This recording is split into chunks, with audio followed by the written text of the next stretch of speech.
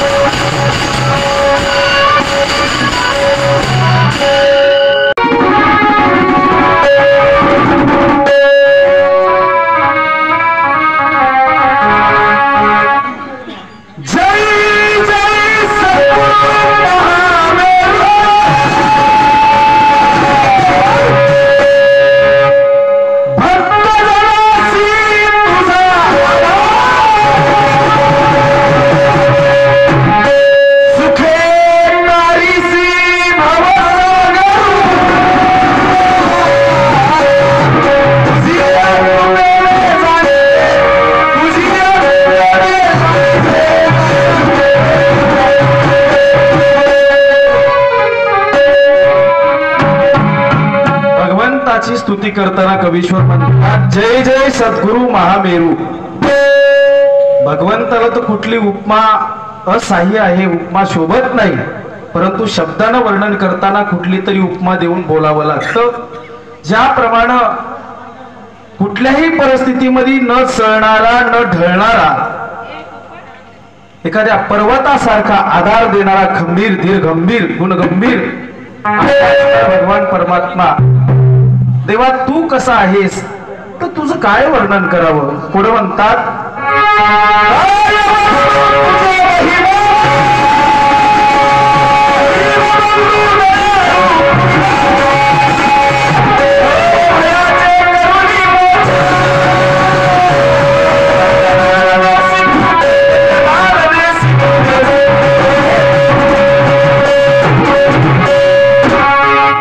काय वर्णन करावं देवा तुझं. तू दीनबंधू आहेस, दयाळू आहेस, कृपाळू आहेस, कणवाळू आहेस, जन्म मरणातून सोडवण करणारा तू देवादीचा देव आहेस. कितीही अपराधी असला, कसाही जीव असला तरी त्याचे अपराध पोटात घालून त्याच्यावर कृपा करणारा तू देव आहेस.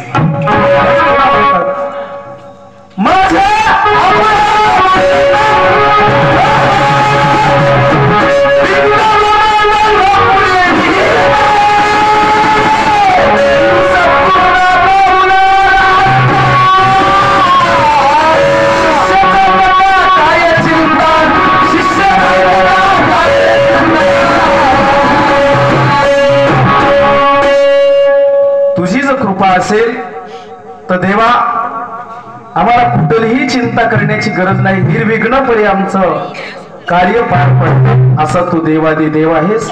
म्हणून हे गणेशा हे देवादी देवा या कार्याच्या प्रारंभी तुलाच वंदन आहे, नमन आहे. म्हणून आधी अनादी तूच गणेशा, वंदन तुझ पाया. आधी अनादी तूच गणेशा, वंदन तुझ पाया. वंदन तुझ पाया.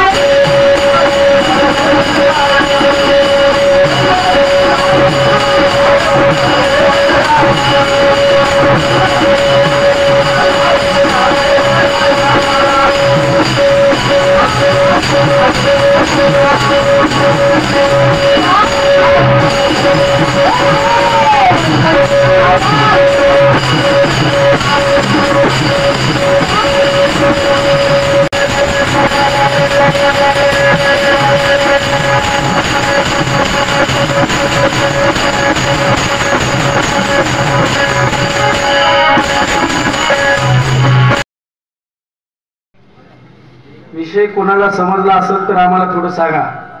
कसं होते, थोडं सहकार्य होईल. विषयाला दोन बाजू असतात हे सर्वांना ज्ञात आहे. विषय म्हटल्याच्या नंतर दोन बाजू, त्याच्यासाठी एक प्रमाण, आणि उद्या 2 वाजेपर्यंत भजन करायचं आहे. औचित्य आहे जनाबाई महाजनरावजी यांच्या 13वीचं. आणि कार्यक्रम काय, कार्यक्रमासाठी विषय काय, माणसाला परिस्थिती त्या कार्यक्रमाचं ओळखूही आलं पाहिजे आणि नंतर विषय मांडला पाहिजे. विषयाची मांडणी मला सहज बालाजी तगुरवाडला मी म्हणलो मला तर काही विषय कळाला नाही, तुम्हाला कळाला असेल तर सांगा म्हणता, चिंतन मांडता येते. त्यांनी विचारल्याच्या नंतर सांगितलं की साधन खुंटले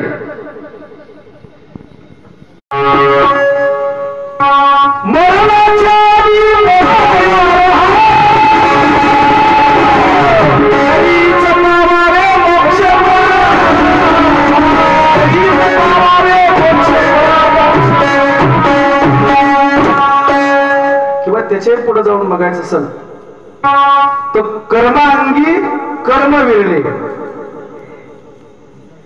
जीवांगी जीवपण जिरला, शिवांगी शिवपण सरला, देवांगी देवपण मुरला, उरला नाही बोलाया, दुजा ठाव समूळ पुसला, उरलो माझा मी एकला, संगे कोणी नाही मजला, मजला मीच नित्य पाहतो.